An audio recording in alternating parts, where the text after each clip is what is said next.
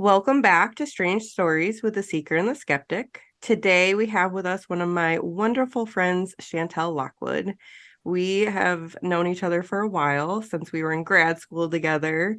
And then after we graduated, we worked for the same family therapy agency. Chantel is definitely a seeker with a lot of spiritual gifts. So I'm really looking forward to talking about that with her today. She is the owner of Chantel's Life Coaching and Counseling Services located in Central New York. She's an amazing mama to two sweet littles who seem to have some stories of their own with the unexplained. So, welcome to the show, Chantel. Thank you so much Thank, for being here. thank you for having me. I am so excited to be here. We're excited to have you too. I know that this is going to be a great conversation, so I've been looking forward to it for sure. Yeah. And what's great is that you haven't heard any of this before. Like, because I know sometimes on podcasts, you can kind of tell when there's like a pre interview and it's Yeah. like, oh, whereas I feel like you're going to get kind of that reaction that everybody else is going to have, where it's like, oh, Yeah. that's kind of a cool story. So I think that's exciting because I'm Yeah. like, are you going to give me some questions? It's like, no, we're just going to meet and talk, like, just like we're having coffee. I'm excited. Absolutely. So tell Yeah. us about, I know that you are a pretty spiritual person. So tell us about like your spiritual journey. Like where did that all start for you? So I went to like what I would consider like a pretty traditional church growing up. I went to an American Baptist church and then I went to a congregational church. We switched to that church when I was in middle school. So that's a United Church of Christ. And but I always felt like my mom was always a little outside the box when it came to um her spiritual beliefs. And I'll never forget when like there was this like huge uproar at my childhood church when my mom got this book Embraced by the Light by Betty Eady. This was in the I think the early 90s, and it was all about this woman's near death experience. And I remember like the minister at that church basically freaked out. And it was just like, what? Whereas I Wow. thought it was kind of neat. And that book was everywhere. That was on 2020. There were a lot of people talking about it at the time. And so I essentially grew up in this house where it was pretty open minded. My dad, learned about hypnotherapy when I was in ninth grade. He was super into UFOs. Like my entire childhood, he loved like talking about stuff, like looking at the stars. And of course, we watched the X Files and Unsolved Mystery. I mean, I'm saying of course, but like I don't know if most people even watch those shows. But that's the kind of stuff that I grew up on. So I think it was a very open-minded house. Um, and so I say that because I don't believe that my beliefs were ever limited or stifled because of that. And and I remember, so I was 16 years old. It was my first like real summer job, and I was cleaning and painting apartments at this apartment complex in Watertown, New York, where I'm originally from, like upstate New York. And so I'm talking with the manager of this apartment complex, and her name was Lori. And sometimes, like, she would just be like, "Oh, if you need more water, like, come into my apartment and you can fill up your water." Like, she was just very, like, she was older. I think she was like in her 30s or 40. I don't think that's not old now, but when you're 16, you're Yeah, like, back then. yeah. But so Context, yeah. yeah, but I felt like we were good friends or we became friends. And what ended up happening was I looked at her bookshelf and she had this book, The Celestine Prophecy. And I was like, oh, that's cool. My mom has that book. And so it was just like that moment. Like, do you ever do that where you look at somebody's bookshelf and you're like, we can be friends because Yes. we have similar, yeah. So I think there's something to that. And so I then she said something about I don't even know where exactly it came into play in our conversations or whatever.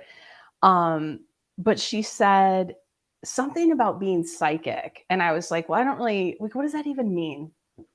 And I would say at that time, I was open minded, but I was definitely skeptical because I had never had any experiences with like a psychic reading, or I knew nothing of like tarot cards, anything like that. And so I said, well, how do you know? And she's like, oh, I take a piece of somebody's jewelry, and I'm just going to take a pen so we can, and I hold it up to my head and I close my eyes. And then something comes into my mind and I tell the person, and I'm going, like, this doesn't even sound real. Right. So I said, and she goes, well, why don't you try? So she does it. She takes my necklace, she holds it up to her head, and she tells me some things. I'm like, actually, that was pretty accurate. So I'm starting to be less skeptical and more of believer. And and then she said, well, why don't you try? And I was like, what? So I took like her ring or something and I held it up and I was like, I am not seeing anything. This is so stupid. And and then all of a sudden I'm like, wow. And she goes, no, no, just tell me what you see. Don't overthink it. Just tell me what you see. And I'm like, okay, blue skies, puffy white clouds. And I said, oh, I'm seeing a beach. And I'm seeing a guy driving a red convertible, the top's down, and he's driving on a road alongside the beach. And I was like, I'm making this up. Like, I gave her ring back and I was like, have a nice day. I'm just making this up. And she goes, no, keep going. And I'm like, well, why? And she told me that one of her near and dear friends wanted to set her up with this guy who was an insurance agent. Oh, that was the other thing. The guy was wearing a linen suit. I mean, this takes us way back, right, to the 90s. But, and I thought, and she goes, he's an insurance agent.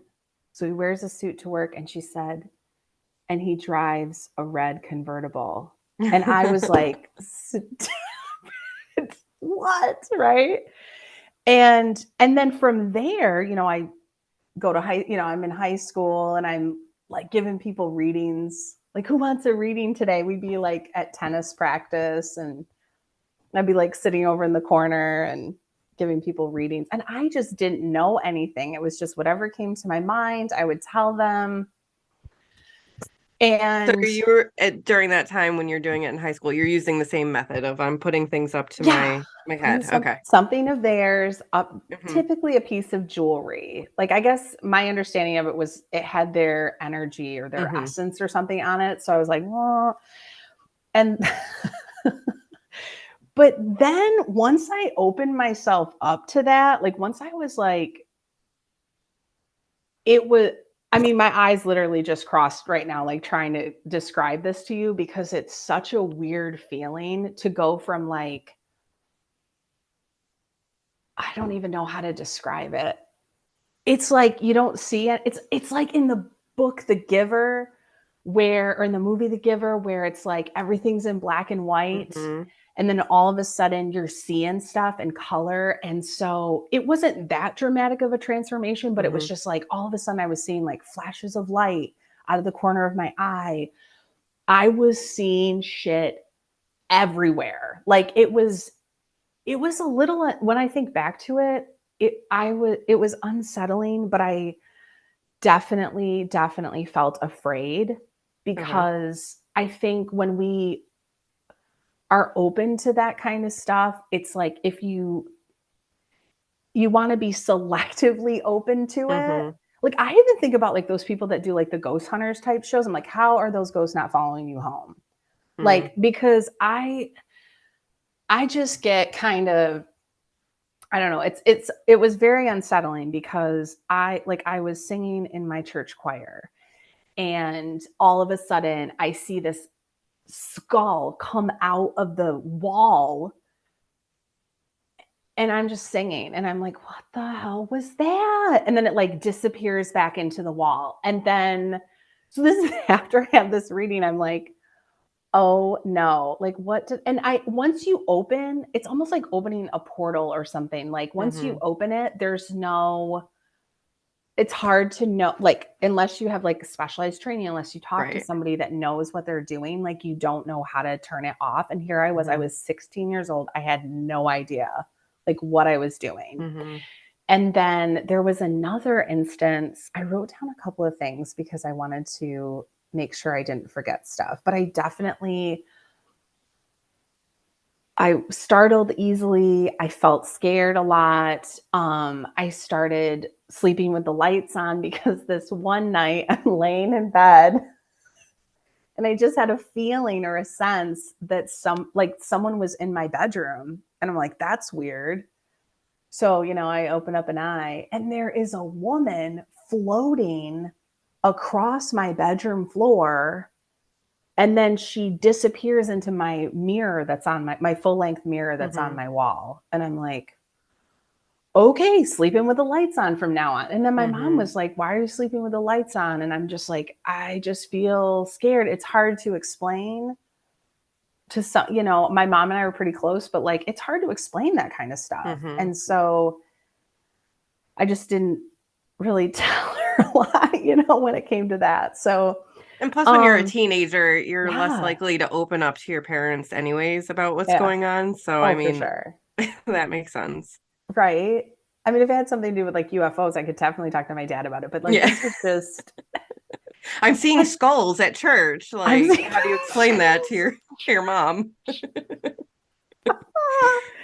oh, and then oh, there was another instance where I was in downtown Watertown and I was at a stoplight and there was this guy, glasses, like an old, basically like a maybe a 1940s type of like suit, tie, the ha- wasn't that the era where everybody wore a hat, I think. So this guy is walking pretty closely behind, so this this unliving thing, this guy is walking behind somebody that's living. And I remember talking to my mom about that, and she said, "Well, why didn't you pull your car over and like say something?" And I said, "Well, I wasn't sure the two were even connected. It didn't feel like they were even Hmm. connected. So plus, I'm like, am I really going to pull my car over and be like, ooh, psychic drive-by time, like, hey, somebody is following you, So I wasn't gonna do that. But I also started seeing like auras and um but if somebody's aura color was off, like I just didn't feel like it was my place to say something to somebody. So I just like wouldn't. But a lot of my friends were like, what color is my aura? And that was the same summer that the Watertown Daily Times, the local newspaper, ran an article about auras and different aura colors and what they mean. So I was like, hey, that's like not a coincidence. I don't believe in coincidences. Hmm. So there was that. Um, and then if we go way, way back, I remember like my first instance with being like, someone is in this room. And my cousin, who is 5 years older than me, and then my brother, who's 2 years older than me, would say the same thing. So when we would spend the night at our grandma's house or our grandparents' house, in one of her guest bedrooms, there was this creepy looking clown doll. It's so funny to even talk about because it's so ridiculous. But when you're a kid, you're like, and so it was a clown and it was on a swing and it was in the corner. And I mean, it wasn't just me, it was my cousin and my brother. All three of us were like, we don't want to sleep in that room, grandma. Like, can you please take the clown doll out? And she was like, it's fine. But I'm telling you, like, there was definitely some kind of energy or presence in that room. I don't know if it was connected to the clown doll. I'm not even sure whatever happened to that. That thing's long gone now, but that was probably one of my first feelings of like, okay, this is unsettling. Like there's something in this room that's maybe more of like a negative energy. Hmm. And I remember feeling really scared about it. Hmm. So, yeah. What do But you think yeah, about the experience, the first time that you held up the piece of jewelry to your head? Like, why do you think that opened you up? Do you have any theories? I think because part of me, well, I was going to say part of me was skeptical, but part of me was open minded. Um, but I think I've always been intuitive. Hmm. Um, I always had a sense for, things that were happening. Um, like one time in first grade, I asked my aunt, like, how come you and Larry live together, but you're not married? And my aunt, like, was very, very upset with my parents and was like, clearly you were talking to her, and she overheard your conversation and you don't agree with our relationship and that we're not married but living together. And my mom was like, no, like, have you met Chantel? Like, these are the kinds of questions that she asks. So it's but clearly that I was picking up on something Hmm. there. I was picking up on perhaps an insecurity that my aunt had about being with this person that she loved and not being married. And then she told me a lot, years later, how important it was for her that they got married. And they did. And they're still married to today. But I've always had a very creative imagination. And one of my cousins had said to me, when you were a little girl, you were always having little conversations. You were always maybe talking to someone that wasn't there. Do you And remember I doing that? I don't have any awareness of doing that. No. And what's weird is like I grew up in a really, really old house. I think it was built in 1822.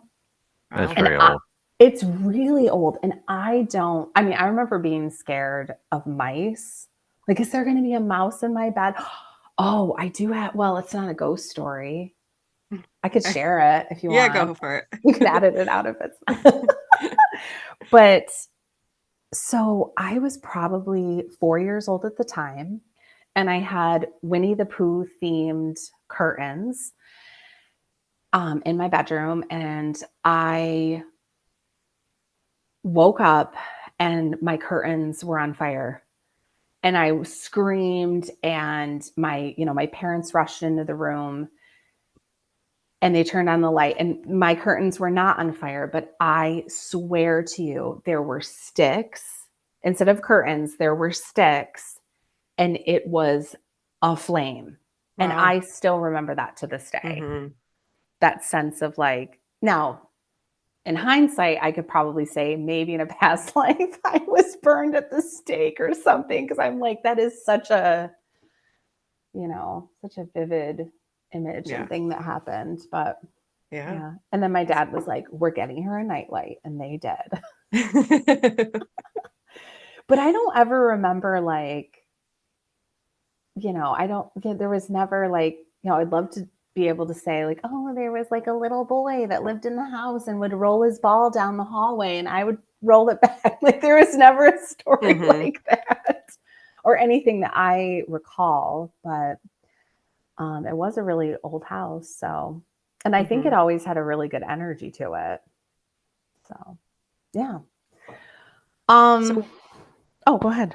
well, I was gonna say, so you're opening up at, 16 years old. Where did it go from there for you? Like discovering these psychic abilities that you have? Yeah. So my mom started to at that right around that time, my mom started to see a local psychic named Penny. And then I don't know how she got linked up with Sheila Applegate, but Sheila Applegate at the time was primarily doing Reiki workshops, and then spiritual readings. Or see, here's the thing is that, as you know, Brittany, like language can bring us together and language can also divide us. And so if there's anything that I say that doesn't resonate to somebody, then it's okay. Like let it go.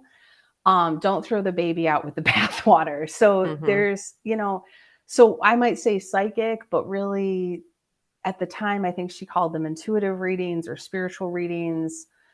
She called herself a spiritual seer because she's clairvoyant, meaning she can see, versus people who are clairaudient who can hear things. So my mom started going to Sheila, and then it was when I was in college. So I was 19 when I met Sheila Applegate, and I went to a workshop with my mom, and um, and then I ended up having a reading with Sheila, and she was like, "Your mom told me that you've been doing spiritual readings or psychic readings for people," and she essentially coached me on it, like, you know, your third eye is wide open and you need to like close it when you're not in a reading and open it when you are in a reading. And, you're away at college, like make sure you're not like drinking and at a party and doing readings for people because it's going to open you up to things that are not going to be good for you. And I was like, oh, so she taught me a lot. And well, she taught me everything as far as like how to essentially hone in my gift and to use it in a way that was helpful instead of harmful, to myself and others. And she was the one that said no psychic drive-bys. Like if Mm-hmm. you, and I still have experiences like this, like I'm like at a coffee shop and like I'll just get a flash and I can essentially see somebody's divorce or something, and it's like that is not my business to share that with that person. Like if they want to have a reading with me, like contact me and I will give you a reading, but Mm-hmm. or I can send you to somebody that that can give you a reading. But I'm not just gonna go up and tell somebody something, because that's just none of my business. Right. And so I like the term psychic drive-by. No Yeah. psychic drive-bys. Has there ever been a time where you felt like I really need, like there was an urge that you really needed to? Or has it Yeah. always been kind of like, all right, I'm just gonna leave that? Yeah. Yeah. I told somebody something and I never talked to him again. It just wasn't a good, it was like, oh, I know why this is happening. It's because in your past life, this is the scenario. And now you feel like in this life, you have to make it up to her. You have to make it right. And I just never heard from her again. Like I was like, oh my God, I really messed up but in my gut, like it was as if the, it was as if I couldn't hold the words in. That's Mm-hmm. how badly the information needed to come out. So I guess on some level she needed to hear it, but Yeah. she A wasn't seed was her planted, her but higher self was ready to hear it, but her earthly self was not yeah. ready. So, but yeah, so from there, at 19, at 20, I mean, I got my level one Reiki, then my level two. I became a Reiki master in 2003. I was still in college. I started giving Reiki to people. And I mean, we were all like broke college students. So I would just give people Reiki for free. Like, oh, you hurt your calf muscle at the gym. All right. And it was, and really whoever wanted a reading, like I would just do it. And then I think I started to charge people like $40 to $60, like whatever you feel comfortable. And that was for a full hour reading. So that was like, but that was way back in the day. That was like 20 years ago now. It was a lot of money back then. Yeah, it was good, especially being in college. So I mean, I don't do as many readings now. I don't even really advertise for them, but I'll do them if people ask. So Is there a um reason why you don't do it as much now? yeah, so that's a good question, by the way. I'll compare it to somebody who goes to the emergency department versus somebody who like regularly goes to the doctor Hmm. for their medical condition. So what happens was people would call me or email me for a reading and they would be like almost like desperate, like I need insight on this. Like, I don't know what to do. Like, I've got a big life decision. I don't know what to do. I know. And I'm like, and I'm the kind of person where I'm like, everybody is intuitive. It's just you have to know that and be able to tap into it. And there's 100 different ways to say intuition or being intuitive. It's that gut feeling, it's that mother's intuition or that woman's intuition. But men can also be highly intuitive too. So I don't want to say women's intuition and limit, you know, um, men Right. either. Right. Well, So, I think the men are taught to not acknowledge anything like that. right, We're trained. You're trained not to say as much. You're trained to have a monotone voice. You're trained to ignore feelings of any kind. Like, I mean, mm-hmm, that's just what the society that we have. It's not as bad as it was 60 years ago. Mhm. Things are different than they were in the past, but realistically, you are trained as a male to just shut up and go to work. right. And like you're Walk allowed the to get dog. angry, but you're not really allowed Yeah. to Yeah, express that's any other emotion. Don't cry. that's the Yeah. emotion you get. You get anger Mm-hmm. and like occasional surprise, and that's what it is. And again, it is not as bad as it was. Things have Right. changed over time, but Yeah. there's a long way to go, I think.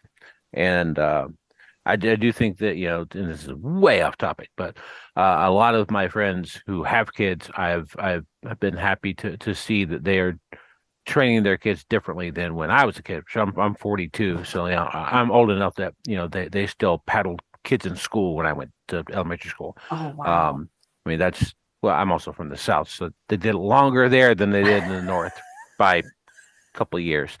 But like the things are different in that aspect too. So hopefully getting better. Hopefully in the future those tropes won't be that way, but they definitely still are.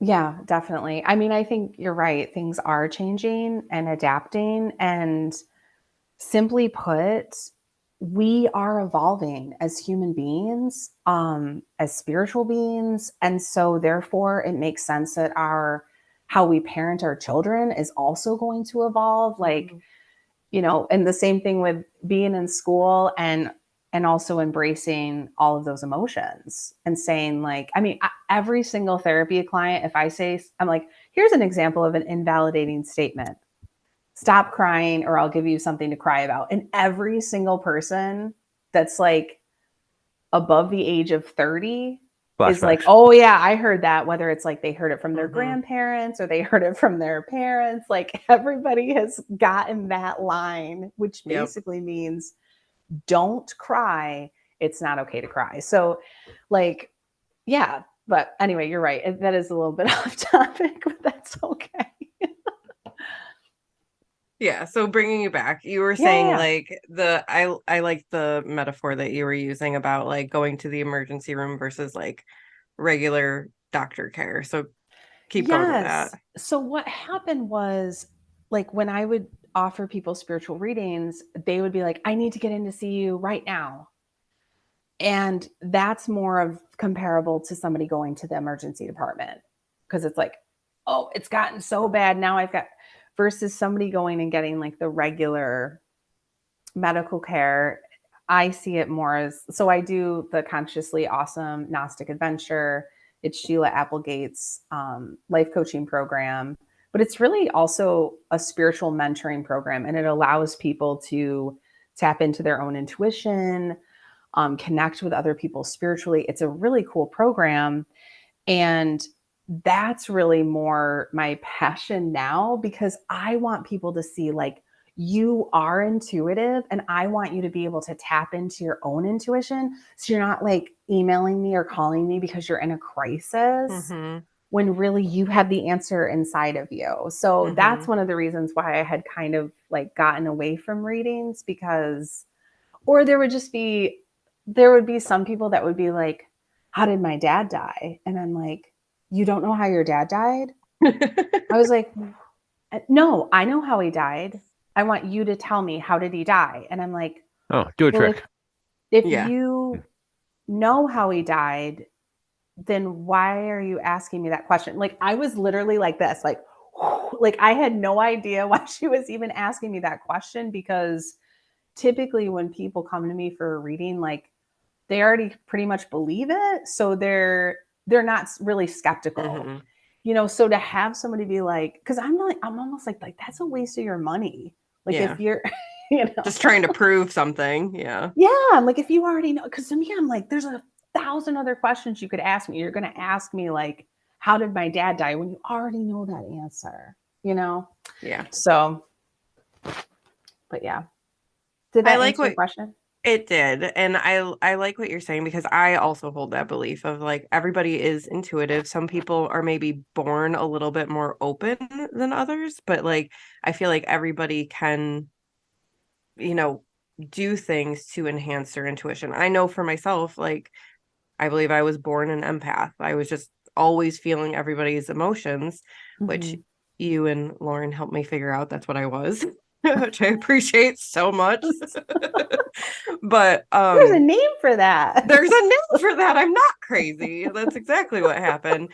Um, but since like going on my own journey and learning Reiki and working in the Akashic records, like my intuition is much stronger than it was before.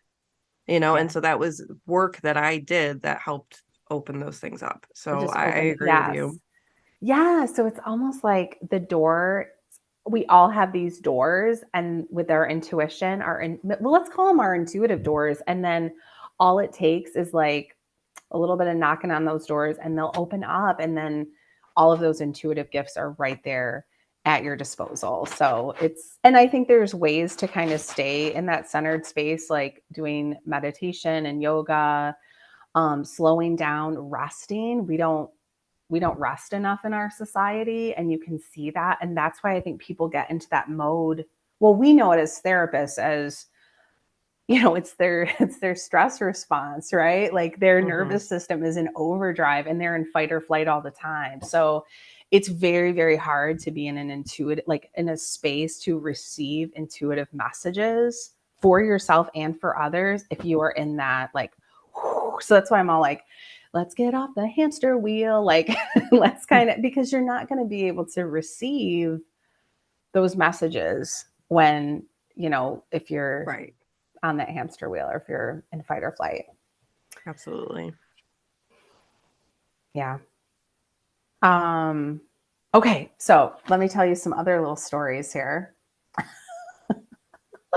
So when my parents divorced when I was 19, and then they sold our house and we moved into an apartment building that my parents owned, and my parents like remodeled. So we were all like on the second and third floor, and it was my mom and my brother and I. And there was some weird shit. I don't know if I'm allowed to swear, but it was just You so are. weird. I mean, not like because to me, it's like the stuff you see in the movies. I'm like, I just don't like, there was no like flickering lights or like nothing like that. Right. But there was, um, so my brother was in one bedroom and I was in another bedroom, and we were right next to each other. And there would be nights where we would literally be fighting of who is going to sleep downstairs on the couch, because looking back, I'm like, shit, neither one of us wanted to go and Hmm. sleep in those bedrooms. Like, so he never said anything to me, but it was just an example like that where he's like, I'm not, no, no, no, like I'm sleeping on the couch. And I'm like, I want to sleep on the couch. And so then he moved out. He moved to Albany, continuing ed stuff. And then I ended up taking his room because it was bigger and had a bigger window. Oh my gosh, you guys, there would be nights where like I would wake up and there would be like a woman like standing beside my bed, um in the closet. Oh god, the closet. It was like this little closet, but the ceiling like went down at a Hmm. slant. And oh my god, like thinking back to it, it was really hard to kind of go back there because that was very traumatic. Like I know trauma looks different for everybody, but it's that it's the first time I thought about it in a really, really long time, like, 20 years. So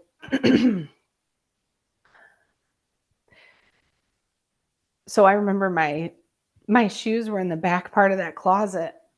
And I remember thinking like, okay, like I gotta get those shoes. And I remember like not wanting to go. And it wasn't a huge closet, but it was the fact that like with every bone in my body, I was like, this is not a good idea.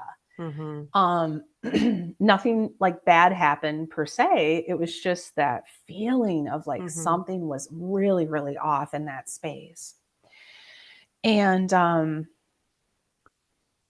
I never didn't talk to my mom about it. But I remember one night, like I called my boyfriend. I was the only one in the apartment and I was like crying and I'm like, I just do not want to stay here. I don't want to be alone. I was just sobbing and he was like, you can come to my place, So I drove, he was like 40 minutes away. I drove to his place and I just was like, this is real. It was just really creepy. Just a really, really off, not good energy. And plus seeing like, I don't know, the old lady a couple of times was enough to really freak me out. And not a good energy, not a good, definitely not a being of light. And so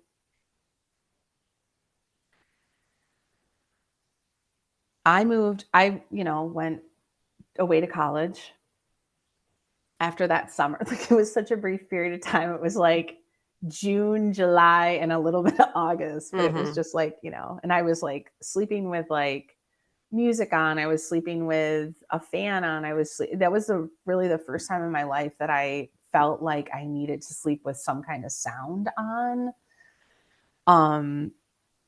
And also like I had like almost like a lava lamp type thing going too. And so there I am. I'm 19. I'm still scared of the dark. But so I go away to college and my parents, my mom ends up moving out and buying a house, but she kept the apartment complex. And so a family, not like a full family, but family is family, whatever. I digress. It was a guy and maybe a son or maybe two sons. Okay. Because it was a 3-bedroom apartment. And the guy calls my mother, who's, the landlord at the time, and is like, what was he saying? It was like, they were freaked. They were like, I don't know what kind of shit you've got. I mean, I don't even know what exactly they said, but it was like, I don't know what you've got going on. Like, basically they were, I don't know if they were accusing my mom of being into some kind of like weird voodoo shit, but my mom was like, one, I don't have any idea what you're talking about. Two, my kids slept in those bedrooms. So I really don't know what you're talking about. Yeah. And then my mom calls me when I'm at college and she's like, was there something going on? Like these people are like demanding their security deposit back. Like they are ready to move out. And they did move out. They moved out really freaking fast, you guys. Like they left like dishes and they left quite a bit of stuff. Wow. Like it really looked like they left in a hurry. It was because just time I think to go. they did. What's that? It was just time to go. Yeah. Yeah.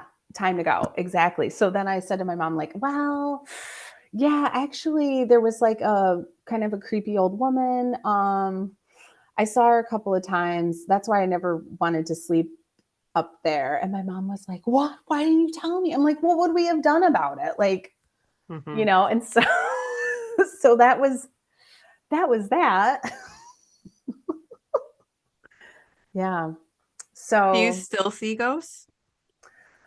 So, talking about the third eye being open versus being closed, I keep it closed unless I'm doing an intuitive reading and then I open it up because I know my experience. I know my previous experience as a teenager seeing stuff. And so for me, it's like, I really need to, Not be wide open. I keep it closed. Probably the hardest thing was when I had first given birth to my daughter in 2015. And we're going to talk about some of Eliana's little ghost stories too in a little bit here. But segue.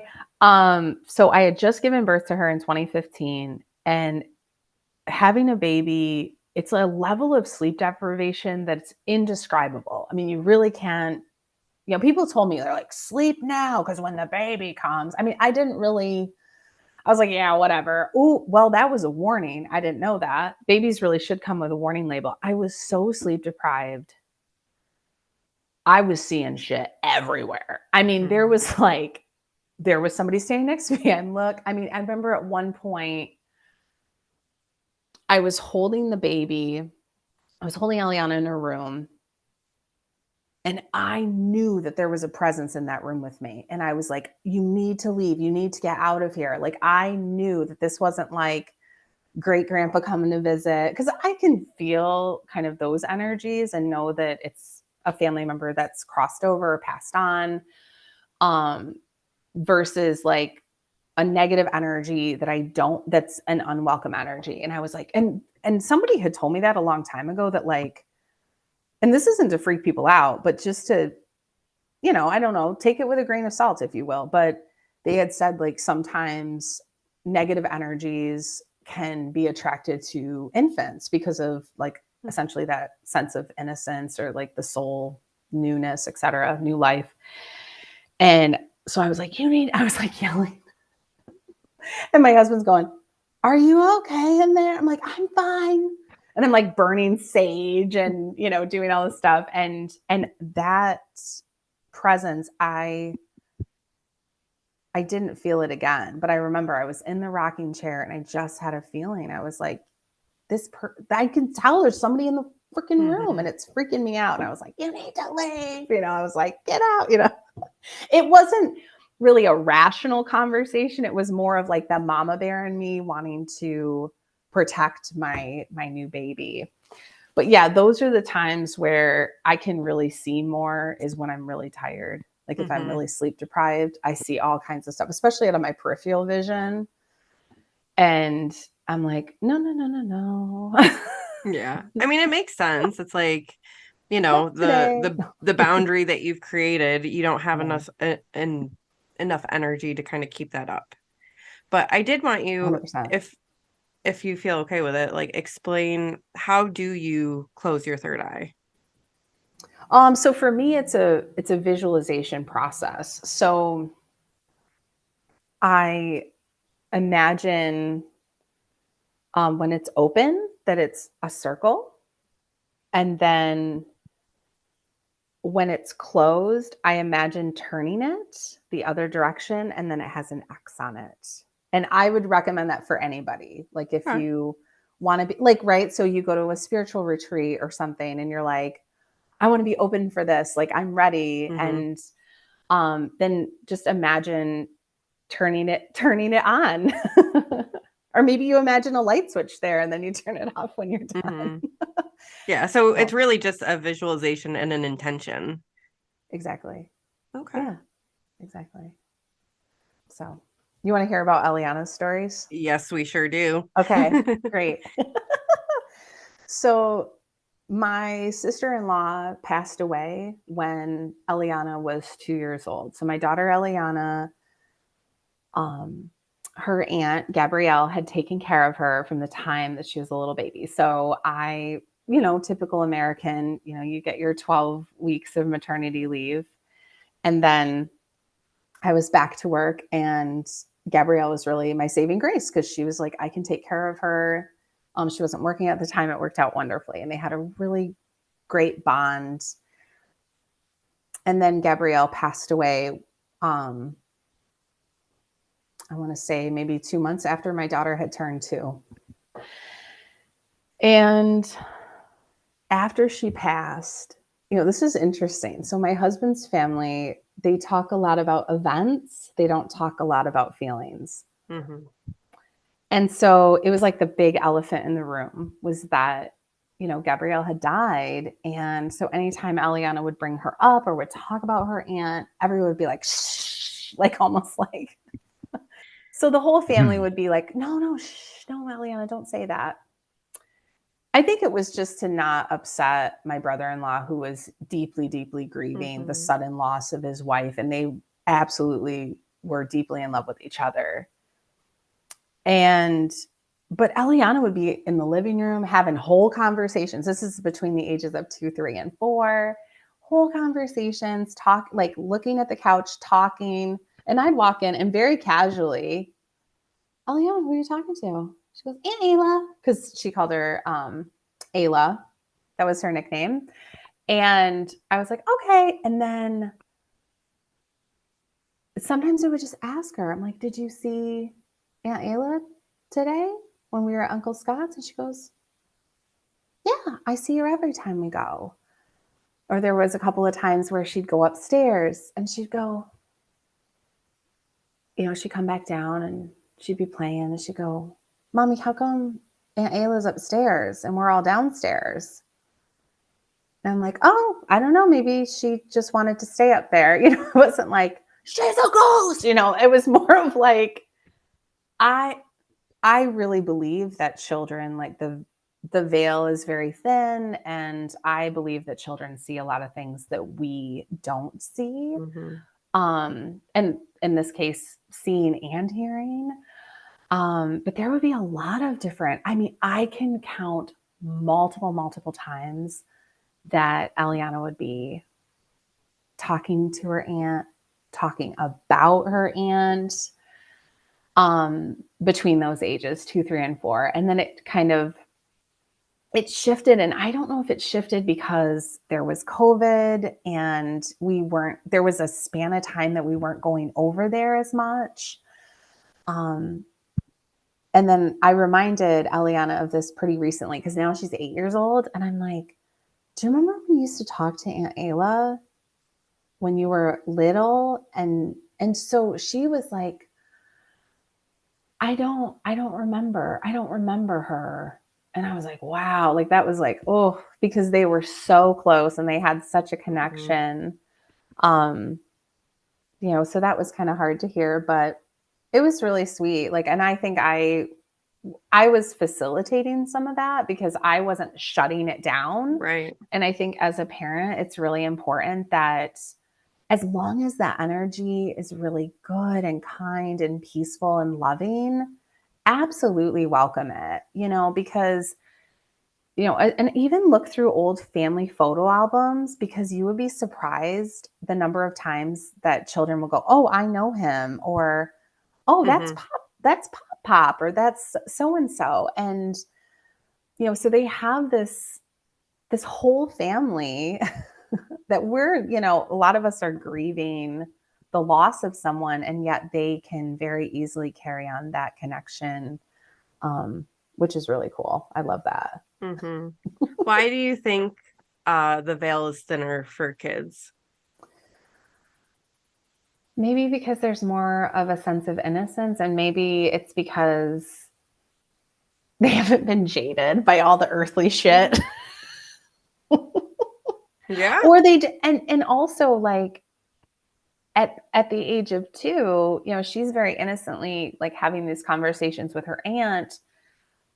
I wasn't shutting it down. Right. So if I had been like, this isn't okay, or like, she's not here, or she's not real. Like if I had said any of those things, then those conversations and that relationship would have been a lot harder for her to continue.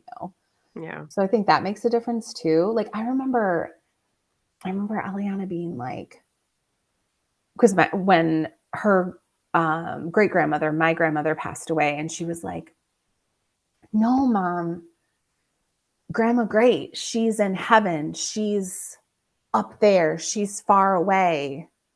And I said, but you just told me 2 days ago that she was in the car with us and you were talking with her. So I said, honey, maybe it's that her soul is so big that she can be, and it's like magic. She can be in multiple places or a lot of different places at one time. But she was so like, Eliana was so confused because like her big cousin, who's such a sweetheart, was like telling her that heaven was far away and like heaven's up in the clouds. And then it was really like confusing my daughter because she's like, but if she's there, then how is she? Yeah. And I'm like, because she can be everywhere. Because it's magic. I was like, it's like magic, like a unicorn, like it's really, I mean, when you start to believe stuff, it's like, it really is like you start to see how limiting some of these beliefs are that people Mm-hmm. have. And when you start to really expand it a little bit, it's like somebody was just telling me the other day that in certain languages, they there is no word for the color pink. And once you tell someone of, I don't know, I thought maybe it was Spanish, but I could be wrong. Once you tell someone whose first language is Spanish, like, oh, that's the color pink, Mm-hmm. then all of a sudden they see pink everywhere. Mm-hmm. But prior to not having a word for that color, Mm-hmm. they don't see it. They don't recognize it. Mm-hmm. They don't see it as a color. Right. You can't So, attach a meaning to it if you don't have a word for it. right. Mm-hmm. Yeah. So when so if we start to see like, or say like, hey, maybe there's colors like maybe that we've never even seen before, we start to expand our beliefs a little bit and we start to see more and experience more. We start to experience the wonder of life because we have more of that openness. Mm-hmm. Yeah. So, Very interesting. yeah. And then there's another story too, with Eliana. So we're at my parents' house, and my parents have a picture of my grandma and grandpa, and they're between the ages of 55 and 65 in the picture.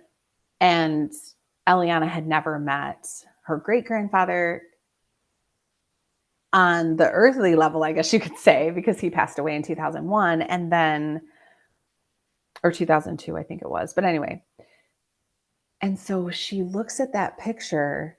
This was like just a few weeks ago. I think it was like Labor Day weekend or something. She looks at that picture and she points to her great grandfather and she goes, "Oh, that's the man that I always see on the top at the top of the stairs."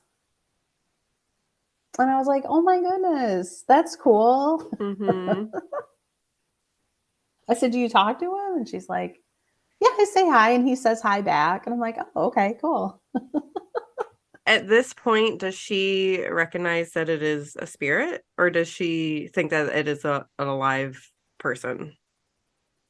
No, she has an awareness. Mm-hmm. I don't put like a word to it. Like I don't say Mm-hmm. it's a ghost or a spirit, but Mm-hmm. she definitely has an awareness Mm-hmm. to This like, is different than a person who is physically here. yeah, Okay. exactly. Yep. Yeah. Yeah. It's kind of interesting that not only are you not the only person who has told us that their kids have looked at pictures of people and said, I I've spoken to this person. You're actually not the first person this week that has told us that. Hey, that's pretty cool. Yeah. Starting to make those connections. Definitely. I mean, we hear that. You hear that all the time when people are talking about like children being more sensitive, but it is interesting just to Mhm. hear like personal stories of I really do think there is something there. There is a thinner veil, and that's why I asked you that question of like why do you think that is? Because not that any one of us has the definite answer, but Right. it's interesting to think about like there is a difference between young Mhm. children and adults, and something that happens. But I mean, I do lean towards, I mean, you're doing a fabulous job with Eliana of keeping her open and just supporting it and just letting it be natural, and it's not weird, it's not scary, but society itself can shut, I think, people down, Mhm. of thinking that it's weird or scary or, you're crazy because I can't see that. Right. Yeah. I mean, she kind of got into a little bit of a pickle at school when she was in first grade because I was like, we're Irish and I don't know what I was even thinking. Like I think I told her that we descended from like leprechauns or something. So like we were leprechauns too. I don't don't even know what I was thinking when I said that. So she goes to school and she tells everybody that she's a leprechaun. And that, because we're Irish and, of course, like my mom told me I'm a leprechaun. So of course I'm a leprechaun. And then the kids at school were like, no, you're not. And they were kind of making fun of her. And I was like, oh no. And then her teacher was like, honey, you're not a leprechaun. I don't know why your mom told you. I mean, her mom and her teacher was super sweet, but it was like, there are still moments where if Eliana's like really upset with me, you know how sometimes when people are really mad, they'll like bring up stuff from the past. And that is something that she brings up. And I'll never forget the day that you told me that we were leprechauns and I went to school and told everybody and then we weren't leprechauns. And why would you do that to me? And I was like, okay, you know what? Sometimes mom fail. Like sometimes we make Yeah. big mistakes. But I don't Yeah. know. Like I think part of it is I don't even know. I don't know why I told her that. I think it was St. Patrick's Day. I was having fun. I was like, Yeah. You're being goofy, not thinking that she's going to take it literally, but at that yeah, age, everything exactly. is literally what you said. Yeah. Exactly. Like, uh, Yeah. but I think it is definitely easier for her to see and experience things because she lives in a home where we're very open to things and we Hmm. have open dialogue about stuff like we go to church, I take her to Sunday school and I'm like, listen, some of these stories are like other stories where somebody just made something up. I'm like, I don't really think God turned that lady into a pillar of salt. I'm just saying, I don't think that actually happened. I think that that was one of those made up pretend stories. And I said, and some of those stories in the Bible, those are real, but some of them aren't real. So, you decide. And I mean, I don't know. They asked me if I wanted to be a member of the church and I told them what I told her and they were still like okay with it. So I was like, okay. I mean, because for me, like, I don't know if it's a rite of passage. Like for me, I want her to know some of those Bible stories, like the whole David and Goliath thing or like Noah and the ark. Like I think some of those stories are really freaking cool. And it's also hard nowadays to find a community of people that's all different ages. And her Sunday school teacher is an older woman. She's in her 70s and she's just salt of the earth nice. And she really cares about the kids. And so I want her to have that experience, So, and I like to sing in the choir. So I'm like, hey, that's why I'm. So it is kind of, we can build on her spiritual beliefs and explore those things at home. And I do talk to her about stuff. I'm like, this is what I believe and you can believe whatever you want to believe. And I'm letting you know right now that there's certain people that don't believe that stuff, or they might believe that that's not okay. But I'm letting you know, I think it's okay. And you can believe whatever you Hmm. want to believe. So we really try to encourage those conversations. Um, yeah. And an openness. So I think that's really cool too. It's like, I'm going to give you the menu and you can pick what feels right for yeah, you off of this menu. I'm not telling you exactly what it is that you have to believe, but I'm telling you here's the options. yeah, yeah. So That's there you great. go. Exactly. A menu, a plethora of spiritual beliefs. Choose wisely. How would you say your intuitive abilities play a role in your like daily life now? As far as being a therapist and meeting with people individually, I maybe this is because I've been a therapist for over 10 years, but I think there's an intuitive knowing within it. So I Hmm. just like see someone or connect with someone and a lot of times people are like, are you following me? Like, I feel like I'm all over the place today, or I feel like I can't. And I'm like, I am following you. Like, we are on this journey. And to me, like, that's my intuition doing the work or Mm-hmm. moving with the client in Mm-hmm. those areas. Yeah. It's like you're tracking the energy. It's, Oh, more than the words almost. Yeah. oh yeah. Yeah. And, or like, I'm thinking something and then the client says it, Mm-hmm. or vice versa. There's the kind of there is that connection that exists without trying. I don't put any effort into that at all. That's Mm-hmm. just that's fun. Absolutely.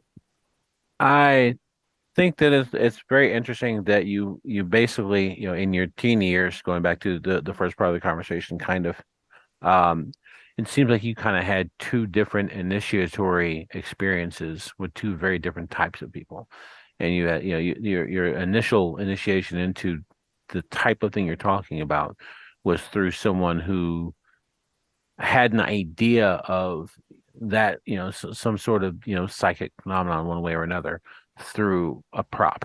And, you were initiated to the idea through that with the idea of, someone's piece of jewelry. And then after a couple of years, it almost, you initiated to another level where you no longer needed that. And that's interesting to me. Yeah. I think it's like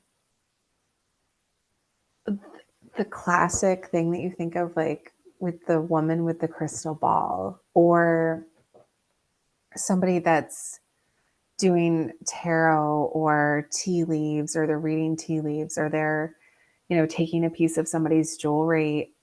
I think all of that is just a vessel to be Mm-hmm. able to say, like, I'm ready to receive this information and give this information to this person Mm-hmm. who is also in a space of receiving it. That's so, like, I'm telling you, once I was like, wait, maybe I don't need this person's jewelry anymore. Like, I think it was Sheila Applegate that had said that, where she was like, the person is in the room with you, like, Mm-hmm. or the person's on the phone with you. Can you feel their energy? Can you connect with them? Do you really need to hold a piece of their jewelry? And I Mm-hmm. was like, oh. Or even there are some psychics that are like, oh, bring me, show me a picture of your husband, or show me a picture of, I don't need to do any of that. I can already see all of it. Like, I already know Mm-hmm. what your I already know what your son or your brother or whoever looks like, because I can see them in my mind. So you are clairvoyant. You can actually see Yes. in your mind's eye. Okay. Yes. And in the early days when I did readings, I I would actually see the words in my mind, like exactly what I was supposed to be saying, which is so odd. I don't see that anymore. And then I typically see people's lives like I'm watching a movie screen Mm-hmm. in my mind. So, and the only instances of um clairaudience, I don't even know if that's a word. I just made it up. But hearing is, I was studying abroad in Australia, and I heard my mother's name as if she was right next to me. Mm-hmm.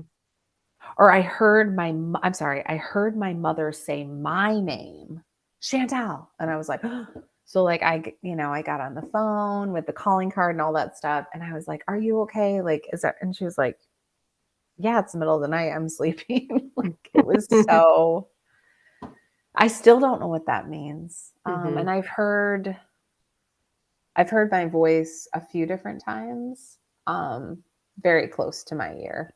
Your own voice. My own, like someone saying my name. I've Oh, heard okay. my mother's voice say Mm-hmm. my name at least two different times. And then there was another time, maybe I was dreaming. I don't even know when this happened, but it was like, because my grandmother passed away a couple years ago, but like I heard her say my name. Mm-hmm. And I couldn't tell you if that was in a dream or if that was like me in my kitchen. But I was like, whoa. And it startles you. It's like, okay, am I supposed to play the lotto now? Like, what is, you know? What are you trying to tell me? You got my attention. Give me the damn lotto numbers. Well, that's what. Yeah, everybody wants when they come to you for a reading. Actually, I've got a great story. Not having to do with ghost stories, but I saw these numbers over and over and over again in my mind. This is like early on. I was like 18. And I was in college and I'm like, I just kept seeing these numbers. And then I saw, and I literally was like, I went over to the wall calendar and I was like, just tell me what day. And my hand like pointed. I don't play around with this shit now because I don't know who told me this. And I don't know. I'm like, I'm not even going to play in that sorcery. But at the time I was 18, I was like, well, let's see what happens. And then I open up my app and I'm like, okay, that day. So I like start it on the wall calendar because this is before phones and all that.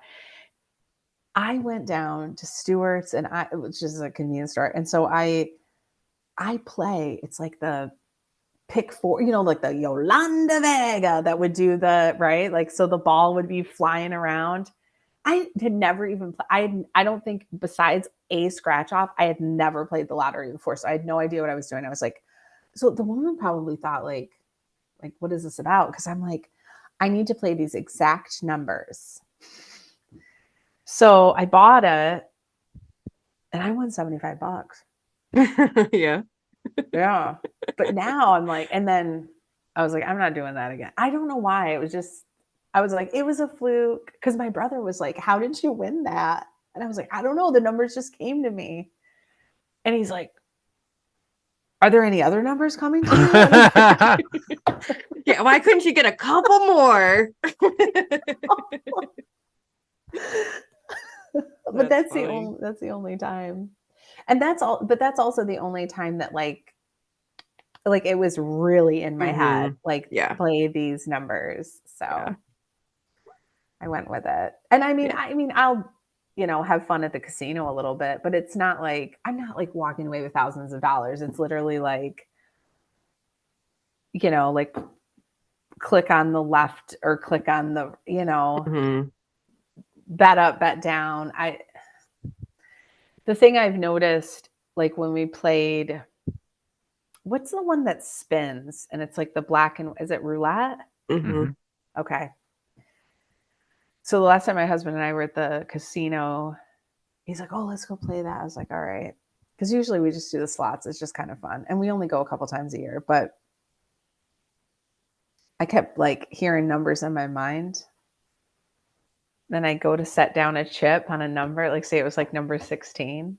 And the woman right next to me would put like right before I was about to. And I'm like, shit, I can hear her numbers in my mind. It was wild. Oh, Yeah. so So you're then picking up on her energy rather I was, than the winning yeah. energy. Yeah, because it's not like when those numbers are floating around in your mind at the casino, it's not like it's like, this is the winning one. No, because again, like if intuitive readers or psychics or clairvoyants, like if the winning numbers were coming to us, wouldn't we all be like gazillionaires and we would be Mhm. just shutting it all down? Like I'm on a beach somewhere having a margarita. Like there wouldn't be. And then we wouldn't be helping people or, giving people something to think about or talk about. So, but yeah, that's my little lottery story. It's a good one. Is there anything you do to protect your energy? So I mean, there are people out there that kind of suck our energy, or deplete us, right? And just as there are people who have a very warm presence and they add energy to us, they give us something. So what I do is I used to imagine that I would like wear a robe. Like I would like just imagine it. Like, okay, the robe is on and therefore I'm like protected. But then nothing really goes out and nothing really comes in either. So that wasn't exactly the kind of what I was looking for. Mm-hmm. And so I used to also imagine, I've played around with this over the years. Archangel Michael has blue energy. Um, like if you feel like there's a negative presence, call in Archangel Michael, say a little prayer, however you want to say it, and call in and imagine his sword and imagine the blue fleck light, which is like a blue shimmery light, wrapped around you, wrapped around, the entity and or just around the room, right? So if you ever need like some extra protection. But I also imagine a faucet turned on over myself and that energy, that, beautiful white liquid light, or just sometimes I just feel different colors. I'm like, oh, let's do purple today, or let's do pink, or, gold, silver, and white, and then I imagine the other person, um, and there's a faucet over their head, and that's, oh, my dog's coming in. Um, and then I imagine the other person also has a faucet over them, and that the liquid light is pouring over them. And when I do that, it's just because it's giving them what they need, but it's also giving me what I need too. Mm-hmm. So that's something that I do. If there's tension between myself and somebody else, I call in the violet flame. I think that's Saint Germain. Mm-hmm. And that's just a bit, I mean, you can Google violet flame and there's some beautiful images. Like if you want to get the image in your mind of like that purple, Mm-hmm. pink and white flame. So sometimes I'll just wrap myself in that other person, in that energy or in that frequency. Mm-hmm. So that's what I do. I burn sage sometimes, like typically like in the fall, I feel like we all get a little like, ooh, so I'll get, dust it off and take that out. And then the kids are like, that house smells weird. And I'm like, well, Mommy's oh, just well. burning some sage. It's fine. No. It's all good. Yeah, this has been great. It has been great. I loved hearing all of your stories. I knew it would be a very interesting conversation, just knowing you and knowing, that you do have a pretty good intuitive sense. So thank you for sharing all of this with us. Yeah, not a problem. It felt really good to kind of open it up again. And Yeah. Good deal. Thanks for yeah, talking with us great. for sure. Thank you. Thanks again Yeah, for having me.